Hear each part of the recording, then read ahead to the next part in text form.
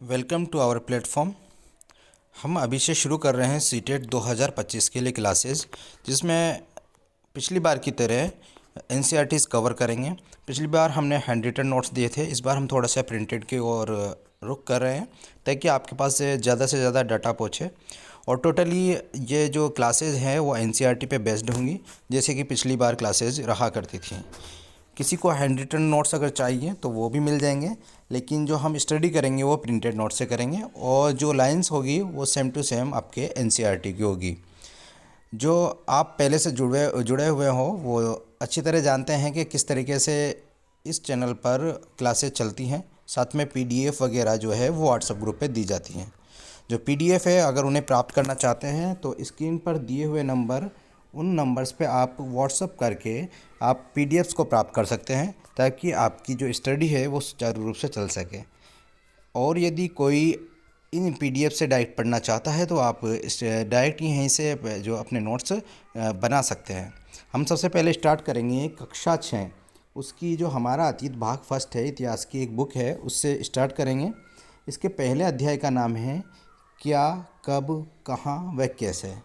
इसके बारे में हम एक बार पहले भी डिस्कस कर चुके हैं। हम दोबारा इसको ढंग से पढ़ लेते हैं एक बार, ताकि जो है हमें दोबारा से रिवाइज हो सके।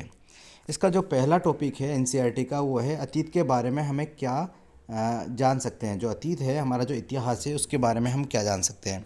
तो उनके बारे में पहला जो हम जानने की इच्छा रखते हैं वो है लोग क्या खाते थे, और जो वहाँ पे लोग रहते थे अतीत में, वो लोग कैसे कपड़े पहनते थे, कपड़े पहनते थे या नहीं पहनते थे।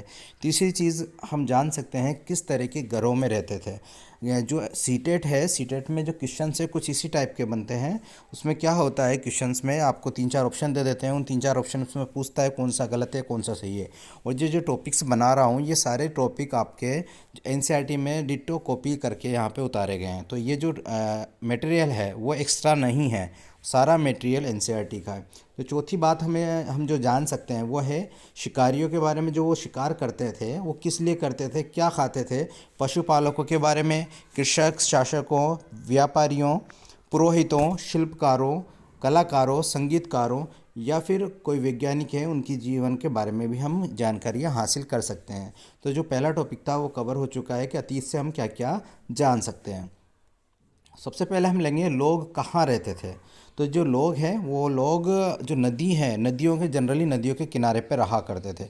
उसका रीज़न था कि उनको वहाँ पे खाने पीने की जो सुविधाएं हैं, जो चीज़ें हैं, पानी भी मिल जाता था और खाने के लिए चीज़ें भी मिल जाती थी। ठीक है ना। तो हम बात करेंगे सबसे पहले नर्मदा नदी की।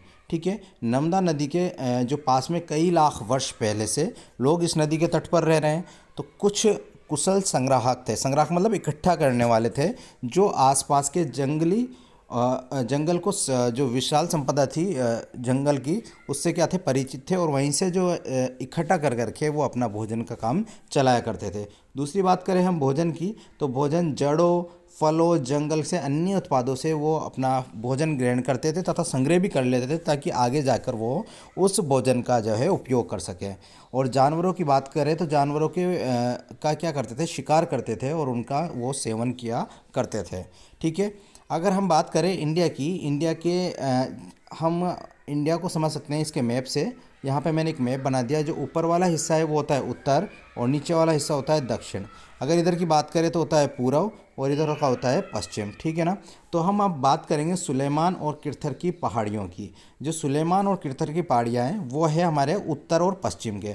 तो उत्तर हमारे पास में कहाँ है, ये उत्तर रहा, और ये कहाँ रहा, क्या है, ये पश्चिम। तो उत्तर से लेके पश्चिम के एरिया में हमारे पास में कौन सी पहाड़ियाँ हैं, सुलेमान और किरथर की पहाड़ियाँ। अब इनसे रिलेटेड हम थोड़ा सा पढ़ लेते हैं।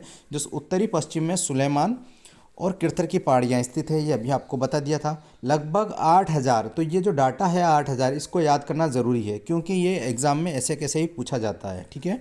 तो लगभग 8,000 वर्ष पूर्व स्त्री पुरुषों ने सबसे पहले गेहूँ तथा जौ जैसी, अब यहाँ पे एक चीज़ और इम्पोर्टेंट आ गई है, यहाँ पे गेहूँ और जौ, ये दोनों बातें नोट कर लेना अच्छी तरह कि जो फसलों की अगर बात करेंगे तो गेहूँ और जौ जो है जो हम बात कर रहे हैं सुलेमान और किरथर की पहाड़ियों की, उनसे रिलेटेड है। जैसी फसलों को उपजाना प्रारंभ कर दिया था। उन्होंने भेड़ बकरी और गाय बैल जैसे पशुओं को पालतू बनाना शुरू किया था। और वो लोग कहाँ रहते थे, वो गाँव में निवास करते थे। ठीक है, कोई शहरों में उनका रहना नहीं था। ठीक है, एक ग्रामीण जीवन वो जी रहे थे। अगर बात करें उत्तर पूर्व में गारो तथा मध्य भारत में विंध्यन पहाड़ियाँ, तो उत्तर पूर्व कौन सा हो गया हमारे पास में, उत्तर तो ये रहा और पूर्व ये रहा, मतलब ये वाला जो हिस्सा है यहाँ पे कौन सी जगह है, गारो। ठीक है ना, गारो की पहाड़ियाँ, जो पहाड़ियाँ प्रसिद्ध है यहाँ की। इसके अलावा हम बात करेंगे विंध्यन, मध्य भारत में क्या है, विंध्यन। मध्य भारत कौन सा हो जाएगा, ये वाला एरिया है भारत का, वो क्या हो जाएगा, मध्य भारत। वहाँ पे कौन सी है, विंध्य पहाड़ी। ठीक है, यहाँ की अगर बात करें तो जहाँ सबसे पहले चावल उपजाया गया वे स्थान कौन सा था, विंध्य के उत्तर वाला क्षेत्र। मतलब ये हमारा अगर भारत है पूरा, यहाँ से लेके यहाँ तक कि हम भारत की बात करें तो जो ये वाला एरिया है, इस एरिया में हमने क्या उपजाने के अवशेष मिले हैं, चावल उपजाने के अवशेष मिले हैं। अगर हमने किरथर की बात करें तो किरथर में हमें क्या मिला था, गेहूँ और जौ। अगर हम इसकी विंध्य पहाड़ियों की बात करेंगे तो वहाँ पे हमें चावल की उपज की पता चलता है। अगर हम बात करेंगे सहायक नदियों की, तो सहायक नदी किसे कहते हैं पहले वो पता होनी चाहिए, इसके बाद में आगे बात करेंगे। वे नदियाँ जो एक बड़ी नदी में जाके मिल जाती है। ठीक है, जैसे कि अगर बात करें गंगा नदी, अगर ये जा रही है तो इस गंगा नदी में साइड से आके बहुत सारी नदियाँ इसमें मिल जाती है। तो जो साइड से जो मिली हुई जो ये नदियाँ हैं वो सब नदियाँ क्या कहलाती है, सहायक नदियाँ कहलाती है। तो लगभग 4700 वर्ष पूर्व इन्हीं नदियों के किनारे कुछ आरंभिक नगर फले फूले। गंगा व इसकी सहायक नदियों के किनारे तथा समुद्र तटवर्ती इलाकों में नगरों का विकास हुआ। अब जैसे अब तक ग्रामीण की बात कर रहे थे, लेकिन नगरों का विकास कहाँ हुआ, गंगा नदी व इसकी सहायक नदियों के किनारे। ठीक है, आगे हम बात करेंगे कि जो है आपके लिए 2 क्वेश्चन लेके आए हैं, इन क्वेश्चंस को आप सोल्व करके कमेंट करके आंसर दीजिए। सिंधु तथा इसकी सहायक नदियाँ कौन कौन सी है, साथ में गंगा व इसकी सहायक नदियाँ कौन कौन सी हैं, इसका आप कमेंट करके आंसर कीजिए। अगर बात करें हम मगध की, बहुत बड़ा साम्राज्य था ये, इसके बारे में बात कर लेते हैं। आगे चल के जैसे हम इतिहास में आगे बढ़ेंगे तो मगध का जो इम्पोर्टेंस है मगध की, वो हम उसके बारे में भी डिस्कस करेंगे। गंगा के दक्षिण में इन नदियों के आसपास एक क्षेत्र प्राचीन काल में मगध के नाम से जाना जाता था। तो याद क्या करना है कि मगध कहाँ स्थित था, गंगा के दक्षिणी स्थान पर। अगर बात करें कि यहाँ पे शासक कैसे थे, यहाँ के शासक बहुत शक्तिशाली थे। साथ में साम्राज्य की बात करेंगे तो ये जो मगध का साम्राज्य था बहुत विशाल साम्राज्य था। अब जो एक क्वेश्चन बनता है जनरली हर साल, एक साल छोड़ के एक साल आता ही है, उसकी बात करेंगे, उपमहाद्वीप किसे कहते हैं। तो उपमहाद्वीप की हम परिभाषा भी पढ़ेंगे और उसको भी समझेंगे। भारत के परिप्रेक्ष्य में ही हम उपमहाद्वीप की बात करेंगे। थोड़ी सी एक बार ये पढ़ लेते हैं जो हमारे पास में नोट्स बने हुए हैं। दक्षिणी एशिया मतलब एशिया का दक्षिणी हिस्सा, आधुनिक जिसकी हम बात करें दक्षिणी एशिया में कौन कौन से देश आते हैं, आधुनिक भारत, पाकिस्तान, बांग्लादेश, नेपाल, भूटान, श्रीलंका और अफगानिस्तान, ईरान, चीन, म्यांमार, जो ये हमारे पड़ोसी देश हैं, ये सारे मिलके हमारा क्या बनाते हैं, एक उपमहाद्वीप बनाते हैं।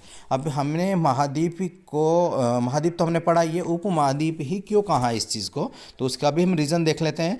दक्षिणी एशिया एक महाद्वीप है, सबको पता है जो एशिया है एक महाद्वीप है। लेकिन अगर हम बात करेंगे जो दक्षिणी एशिया है, मतलब एक पार्ट है एशिया का, वो क्या है कि छोटा है और छोटा है, लेकिन जो उसकी जो फैसिलिटीज़ है वो बहुत अच्छी है, जैसे कि, लेकिन विशालता तथा बाकी एशिया के समुद्रों, पहाड़ियों तथा पर्वतों से बटे होने के कारण इसे प्राय उपमहाद्वीप कहा जाता है। अब ये जो है बाकी जो एरिया है उससे कुछ अलग बटा हुआ है, और किसकी वजह से बटा हुआ है, समुद्रों, पहाड़ियों और पर्वतों से, इसलिए इसकी एक विशेषता हो गई। इसी विशेषता के कारण हम इसको उपमहाद्वीप बोलते हैं, महाद्वीप नहीं बोला जाता है। हम महाद्वीप की बात कर चुके हैं, अब हम बात करेंगे इन महाद्वीप में लोग एक जगह से दूसरी जगह स्थानांतरण क्यों होते थे और वो यात्राएं क्यों किया करते थे। तो पहला इसका जो है ऑप्शन है वो है काम की तलाश में करते थे। इसके अलावा वो प्राकृतिक आपदा अगर आ गई तो एक स्थान से दूसरे स्थान पर जाया करते थे। तीसरा है सेनाएं हैं वो दूसरे क्षेत्रों पर विजय हासिल करने के लिए एक स्थान से दूसरे स्थान पर। इसके अलावा अगर हम बात करें तो मूल्यवान वस्तुओं को भी एक जगह से दूसरे जगह ले जाने के लिए भी यात्राएं करते थे। शिक्षा व सलाह देने के लिए भी वो यात्राएं करते थे, नए और रोचक स्थानों की खोजने के लिए, जैसे कि भारत की खोज के लिए, अमेरिका की खोज के लिए, महाद्वीपों की खोज के लिए, इन सब के लिए उपमहाद्वीपों में यात्राएं की जाती थी। अगर हम बात करें ये यात्राएं की गई, उनसे क्या निष्कर्ष निकला? इन सभी यात्राओं से लोग एक दूसरे के विचारों को जानने का अवसर मिला। जैसे कि कोई बाहर से आके अगर इस उपमहाद्वीप में बसा है तो उसके जो लक्षण थे वो यहाँ के महाद्वीप वालों से उनके क्या हो गए, मिलजुल गए। तो इस चीज़ से जो है संस्कृति को जानने का एक अवसर मिला है। लोग पहले यात्राएं क्यों करते थे वो हमने पढ़ लिया। अब हम पढ़ेंगे जो आज के परिदृश्य में लोग यात्राएं क्यों करते हैं। तो इस टॉपिक के अंदर हमारे पास में एक टॉपिक है प्राकृतिक सीमाएं। प्राकृतिक सीमाएं मतलब नेचुरल, जो पहले से सीमाएं बनी हुई है उन सीमाओं को प्राकृतिक सीमाएं कहते हैं। जो प्राकृतिक सीमाएं वो किससे बनती है? पहाड़ों से, पर्वतों से, समुद्र जो है इन सब से मिलकर प्राकृतिक सीमाएं बनती हैं। अगर उपमहाद्वीप के कुछ बाहर से भी जो उपमहाद्वीप के बाहर से भी कुछ लोग यहाँ पर आके बस गए। लोगों के इस आवागमन ने हमारी सांस्कृतिक परंपराओं को समृद्ध किया है, जैसे कि पत्थर को तराशने, संगीत रचने और यहाँ तक कि भोजन बनाने के लिए नए नए तरीक़ों के बारे में भी हम एक दूसरे के विचारों से आगे बढ़े हैं। आगे हम बात करेंगे कि जो हमारे देश का नाम है वो किस प्रकार से रखा गया है। अगर बात करें देश के नाम में, तो अपने देश के लिए हम एक इंडिया का उपयोग करते हैं, एक भारत का उपयोग करते हैं। तो इंडिया है, इंडिया इंडस शब्द से निकला है, और जो इंडस शब्द है वो जो संस्कृत है उस संस्कृत के सिंधु शब्द से निकला है। लगभग 2500 वर्ष पूर्व उत्तर पश्चिम की ओर से आने वाले ईरानियों, अब उत्तर पश्चिम एरिया आपको पता होनी चाहिए, ये वाला जो एरिया है वो उत्तर पश्चिम एरिया है। उत्तर पश्चिम एरिया से जो कौन कौन आए, ईरानी और यूनानी, इन दोनों ने सिंधु को हिंदोस कहा, और हिंदोस अथवा उसी को क्या कहा जाता है, इंदोस। ठीक है, और इंदोस किस नदी का नाम रख दिया गया? सिंधु नदी का। और इस नदी के पूर्व में स्थित भूमि को क्या कहा गया है? इंडिया कहा गया है। इंडोस से इंडिया कह दिया गया है। दूसरा नाम है, एक आता है भरत नाम। ठीक है, अब भरत नाम में क्या है? तो अगर बात करें भरत नाम की, तो भरत नाम का प्रयोग उत्तर पश्चिम में रहने वाले लोगों के लिए, एक समूह के लिए किया जाता था। इस समूह का उल्लेख संस्कृत के आरंभिक लगभग 3500 वर्ष पुराना एक ग्रंथ है। उस ग्रंथ का नाम है ऋग्वेद। वेरी वेरी इंपॉर्टेंट, इसको आप एक बार नोट डाउन कर लेना। ऋग्वेद है, उसमें भी भरत नाम का उल्लेख मिलता है। बाद में इसका उपयोग देश के लिए होने लगा। किसका? भारत का उपयोग। ठीक है, आगे बात करेंगे अतीत के बारे में कैसे जानें। हमारा जो इतिहास है उसके बारे में हम कैसे जान सकते हैं, उसके बारे में हम थोड़ी सी बात कर लेते हैं। क्या क्या चीज़ें हैं जिनसे हम हमारे अतीत का पता कर सकते हैं। अतीत में लिखी गई पुस्तकों की अगर हमारे पास में अगर अतीत में लिखी हुई पुस्तकों का हमारे पास में कुछ ब्यौरा है, तो उससे हमें पुराने काल में क्या चल रहा है उसके बारे में हम जान सकते हैं। साथ में जो पुस्तकें थी वो हाथ से लिखी जाती थी। जो हाथ से लिखी जाती थी उनको पांडुलिपि कहते थे। क्या कहते थे? पांडुलिपि। अब पांडुलिपि के बारे में देख लेते हैं। जो पांडुलिपि है, अंग्रेजी में पांडुलिपि के लिए प्रयुक्त होने वाला वर्ड क्या है? मैन्यूस्क्रिप्ट। ठीक है, जो लैटिन शब्द मेनू, जिसका अर्थ है क्या? हाथ, और हाथ से लिखना हो गया एक तरीके से। यहाँ से हम बात करें मैन्यूस्क्रिप्ट का मतलब, मेनू का अर्थ है हाथ, और इसका मतलब हो गया हाथ से लिखना। अब हम बात करें जो ये पांडुलिपियाँ हैं वो किस पे लिखी जाती थी। ये पांडुलिपियाँ हैं ताड़ पत्रों अथवा हिमालय क्षेत्र में उगने वाले भुर्ज नामक पेड़ की छाल से विशेष तरीके से तैयार भोजपत्रों पर लिखी जाती थी। एक वेरी वेरी इंपॉर्टेंट जो क्वेश्चन है सीटेट के लिए, एक क्वेश्चन यहाँ से बनता है। भोजपत्रों पर जो क्या भोजपत्र किस लिए उपयोग में आते थे, या फिर पांडुलिपि निम्न में से पांडुलिपि का संबंध किससे है, इस तरीके से कुछ क्वेश्चंस पूछे जाते हैं। अगर हम बात करें कि जो ये हमारी पांडुलिपि हैं, इनसे हम अतीत के बारे में जान तो सकते हैं, लेकिन एक समस्या ये है कि जो ये पांडुलिपियाँ हैं वो नष्ट हो गई हैं। बहुत सारी पांडुलिपियाँ नष्ट हो गई है। क्यों? क्योंकि इन पांडुलिपियों को कीड़ों ने खा लिया है। आगे हम बात करेंगे पांडुलिपियों का स्थान, लिपि तथा इसकी सामग्री। ठीक है, पांडुलिपियाँ कहाँ से मिली, इसके अलावा इसमें लिपि कौन सी है और इसमें क्या क्या लिखा हुआ होता था। जो कुछ पांडुलिपियाँ हमें मिली हैं उनके बारे में हम बात करते हैं। जो ये पांडुलिपियाँ हैं ये मंदिरों और विहारों से प्राप्त हुई है। जो पांडुलिपियाँ हैं लिख के और कहाँ पर रखी जाती थी? मंदिरों और विहारों में। इन पुस्तकों में धार्मिक मान्यताओं, व्यवहारों, राजा के जीवन, औषधियों तथा विज्ञान आदि सभी प्रकार के विषयों की चर्चा मिलती है। इनके अतिरिक्त हमारे यहाँ महाकाव्य, कविताएं तथा नाटक भी हैं। इनमें से कई संस्कृत में लिखे हुए हैं, कई तो किस में लिखे हुए हैं, संस्कृत में। ये चीज़ गौर करने वाली है। जबकि अन्य किस्में प्राकृत और तमिल भाषा में लिखे हुए हैं। यहाँ पे हमारे पास में जो इम्पोर्टेंट बात है वो है प्राकृत भाषा। और अगर प्राकृत भाषा की बात करें तो इसका मतलब ये हो गया कि जो हमारे पास में प्राकृत भाषा है वो किसके लिए कौन उपयोग करते थे, इसका उपयोग करते थे आम लोग, जनता जो बोलचाल में उपयोग करते थे वो थी प्राकृत भाषा। अब बात करेंगे हम अभिलेख की। अभिलेख क्या होते हैं?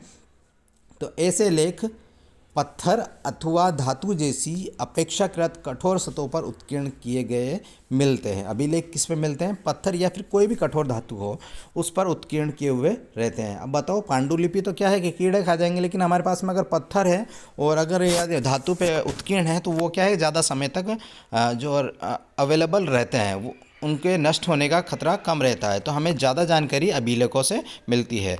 अब बात करते हैं जो ये सारा काम जो करते हैं, ये काम करने वाले के बारे में हम कुछ अध्ययन कर लेते हैं। हम जो रिसर्च करके ला रहे हैं उन सबको हमको बोलते हैं पुरातत्वविद। इसकी परिभाषा होगी, अतीत में बनी हुई वस्तुओं वे उपयोग में आने वाली वस्तुओं के बारे में अध्ययन करने वाले व्यक्ति को पुरातत्वविद कहते हैं। जो हमें ये बताता है कि पांडुलिपि में ये लिखा हुआ है, वो राजा महाराजा इस तरीके से रहा करते थे, उसने ये युद्ध किया था, अलंकार वगैरह जो भी वो आभूषण वगैरह ये पहनते थे, ये सारी चीज़ों का अध्ययन करके हमें जो बताते हैं उनको हम क्या कहते हैं? पुरातत्वविद कहते हैं। ठीक है। इसके अलावा वो पुरातत्वविद हमें औजारों, हथियारों, बर्तनों, आभूषणों तथा सिक्कों की प्राप्ति के लिए छानबीन तथा खुदाई भी करते हैं। ठीक है। जो भी चीज़ें हमें बताते हैं उसके लिए वो ये काम करते हैं। आगे हम बात करेंगे कि जो पुरातत्वविद है जो है जानवरों, चिड़िया तथा मछली की हड्डियाँ, जो हड्डियाँ हैं काफ़ी समय से चली आ रही, मतलब वो क्या है कि कार्बन डेटिंग से हम पता कर सकते हैं कितने वर्ष पुरानी ये हड्डियाँ हैं। जैसे कि खुदाई में कोई हड्डी मिली तो उससे हमें पता चल जाता है कार्बन डेटिंग से कि ये कितनी वर्ष पुरानी, तो उस काल का हमें अंदाज़ा चल जाता है जानवरों की, चिड़िया और मछलियों, इनकी हड्डियों से। और इससे हमें ये भी पता चल जाता है कि उस समय के लोग जो हमारे उनके भोजन में किस चीज़ का उपयोग करते थे। ठीक है ना, मदद मिलती है कि लोग क्या खाते थे। पांडुलिपियाँ जो अभिलेखों तथा पुरातत्व से ज्ञात जानकारियों के लिए इतिहासकार प्राय स्रोत शब्द का उपयोग करते थे। वेरी वेरी इंपॉर्टेंट, किसका उपयोग करते थे? एक स्रोत, मतलब सोर्स का उपयोग करते थे कि सब क्या है हमारे लिए? एक सोर्स है, हमारे पास में एक स्रोत है। कुछ महत्वपूर्ण चीज़ें पढ़ लेते हैं जो कि आपको याद भी करनी है साथ के साथ। जो अतीत जो शब्द है, ये अतीत एक तरीके से बहुवचन के रूप में प्रयोग किया गया है। अगर पूछ ले कि इतिहास के लिए जो अतीत वर्ड उपयोग में लिया जाता है वो कैसा, एक वचन है या बहुवचन है, तो वो कैसा है? बहुवचन। हो सकता है हिंदी में आ जाए या फिर एसएस में आए, ये दोनों के ही क्वेश्चंस हैं। ठीक है। आगे देखते हैं। अंडमान द्वीप के अधिकांश लोग अपना भोजन मछलियाँ पकड़कर, शिकार करके तथा फल फूल के संग्रह द्वारा प्राप्त करते हैं। जो अंडमान एरिया है उसमें क्या है कि वो ज़्यादातर क्या है कि आखेट को पसंद करते हैं, तो वहाँ का ये खाना है। मिस्र के उत्तरी तट पर रोसेट्टा नाम का एक कस्बा है। ठीक है। उस कस्बे में एक राजा तथा रानी के नाम एक छोटे से फ्रेम में दिखाए गए हैं। और इस फ्रेम को क्या कहा जाता है? कारतूस कहा जाता है। ये आपके एनसीईआरटी के ही सवाल है सारे। तो कारतूस किसे कहा जाता है? तो ये आप इसको आराम से बता सकते हैं, मिस्र से संबंधित है। और यहाँ पे जो राजा और रानी हैं उसके नाम एक छोटे से फ्रेम में लगाए गए हैं। अब तिथि के बारे में जानते हैं। जैसे कि आज हम बात करते हैं कि 2025 चल रही है। ठीक है ना। 2025 क्यों बोला हमने इसको? 2021 क्यों नहीं बोला इसको? हमने 1002 क्यों नहीं बोला? तो उसके बारे में हम बात कर लेते हैं। जो ये ईस्वी है, ये ईस्वी किससे चल रही है? ईसा मसीह के जन्म से। ठीक है ना। अब ईसा मसीह के जन्म से जो पहले की साल हैं वो पूर्व कहलाएंगी और बाद की साल हैं जो बाद की कहलाएंगी। ठीक है ना। अब बाद की जो साल है उनको हम ईस्वी कह देंगे और पूर्वी को हम पूर्व, ईसा पूर्व कह देंगे। ठीक है ना। तो ईसा मसीह के जन्म के पूर्व की सभी तिथियाँ ईस्वी पूर्व, मतलब ईसा से पहले के रूप में जानी जाती हैं। अंग्रेजी में हम इसे क्या, किसके नाम से जानते हैं? बीसी। बीसी मतलब बिफोर क्राइस्ट, क्राइस्ट मतलब ईसा। ठीक है। हिंदी में इसको किस नाम से जानते हैं? ईस्वी पूर्व, जिसका तात्पर्य बिफोर क्राइस्ट, जो आपको अभी बताया था। ठीक है ना। कभी कभी तुम तिथियों से पहले एडी भी लगाते हैं। ठीक है ना। एनोडोमिनी, ठीक है ना, लिखा पाते हैं। इसका यह एनोडोमिनी नामक 2 लैटिन शब्दों से बना हुआ है। इसका तात्पर्य ईसा मसीह के जन्म वर्ष से है, ठीक है। कभी कभी एडी की जगह सीई तथा बीसी की जगह बीसीई का प्रयोग होता है। सीई अक्षरों का प्रयोग कॉमन एरा के लिए, सीईसी से कॉमन, ई से एरा, तथा बीसीई का बिफोर कॉमन एरा के लिए उपयोग किया जाता है। हम इन शब्दों का प्रयोग इसलिए करते हैं क्योंकि विश्व के अधिकांश देशों में अब इस कैलेंडर का उपयोग सामान्य हो गया है। जैसे हमारे यहाँ हिंदी का कैलेंडर वो अलग है, उर्दू का कैलेंडर वो अलग है, लेकिन जो अगर हम बात करें 1 जनवरी 2025 तो वो हमारे पास में ईसवी वाला जो कैलेंडर है वो उपयोग में आ रहा है, और ये कैलेंडर हर जगह उपयोग में आता है, ठीक है। कभी कभी अंग्रेज़ों के बीपी अक्षरों का उपयोग होता है, अंग्रेजी के बीपी अक्षरों का प्रयोग होता है, जिसका तात्पर्य बिफोर प्रेजेंट से है, ठीक है ना। अगर हम बात करें कि जो इम्पोर्टेंट चीज़ें थी इसमें से डेट्स की, जो उसकी बात करें, कृषि का आरंभ कब हुआ? लगभग 8000 वर्ष पूर्व। सिंधु सभ्यता के प्रथम नगर की बात करें तो 4700 वर्ष पूर्व, ठीक है ना, ईस्वी वर्ष पूर्व, ठीक है ना। उसके अलावा गंगा घाटी, जो गंगा थी, हमने मगध साम्राज्य की बात की थी ना, उसकी बात करते हैं। गंगा घाटी के नगर मगध का बड़ा राज्य, इसकी बात करेंगे तो ये कहाँ से रिलेटेड है? 2500 वर्ष पूर्व। और अगर हम बात के वर्तमान की, तो वर्तमान किस में चल रहा है? 2000 वर्ष पूर्व, ठीक है ना, 2000 वर्ष पूर्व की बात है, ठीक है। अगर ठीक है, इस तरीके से ये आपका जो फर्स्ट चैप्टर है, जिसका नाम था हमारे पास में अध्याय 1, क्या, कब, कहाँ व कैसे, ये कंप्लीट हुआ। इसके जो क्विज़ है वो क्वेश्चन आंसर हैं वो आपके जो टेलीग्राम ग्रुप है और व्हाट्सएप ग्रुप है उस पर दोनों पे डाल दिए जाएंगे। अगर किसी को ये नोट्स जो पीडीएफ चाहिए तो वो हमें इस व्हाट्सएप नंबर पर जो है कांटेक्ट कर सकते हैं, 7597535674, ठीक है। आपको ये जो है पीडीएफ वो प्रोवाइड कर दी जाएगी। अगर आप चैनल पर नए आए हैं तो चैनल को ज़रूर सब्सक्राइब करें। साथ में अगर आपको वीडियो अच्छी लगे तो लाइक करें और अपने दोस्तों के साथ ज़्यादा से ज़्यादा शेयर करें। धन्यवाद।